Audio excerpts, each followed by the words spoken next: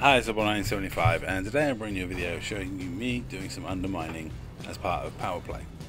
Now, for those of you who don't know, Power Play is something you can do on Elite Dangerous. You can sign up and fight for a power, and if you get to a certain tier over a certain weeks, you unlock special weapons, and there's other bonuses and advantages. The disadvantage is it's a massive grind, and while you're in Power Play for one faction, you have hostile rivals, and it can limit where you can go easily and comfortably.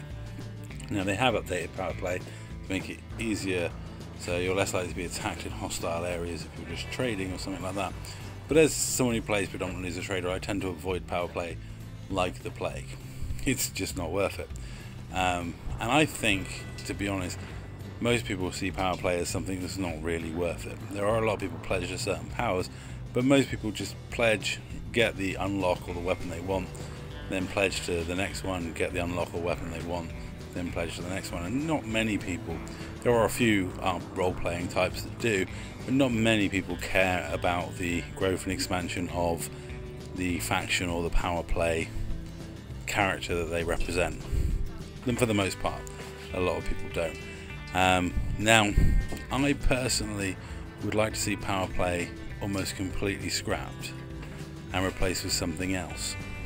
Now, in my head, this something else would be amazing, but it's kind of a crazy idea. So I would actually replace the Power Play factions with player factions. I would have the player factions. Now, obviously, I'd limit this somehow, so I may say like the start with the biggest 50, and I would put a thing in Elite Dangerous run by a community manager where certain players who run those factions have access to screens and can manage their faction. Now, by manage their faction, they can go on and they can tick boxes to declare whether they're at war with certain factions or at peace or even allied or whatever. And so you have this huge player community with these representatives from all these player factions who now control inside the game what their faction can and can't do. They also can greenlight memberships or not memberships. And those players can receive messages sent to them in game by those commanders. They can send a message to everyone in their player faction with instructions and things like that. I think it would elevate the community of Elite. I think it would elevate the game to the next level.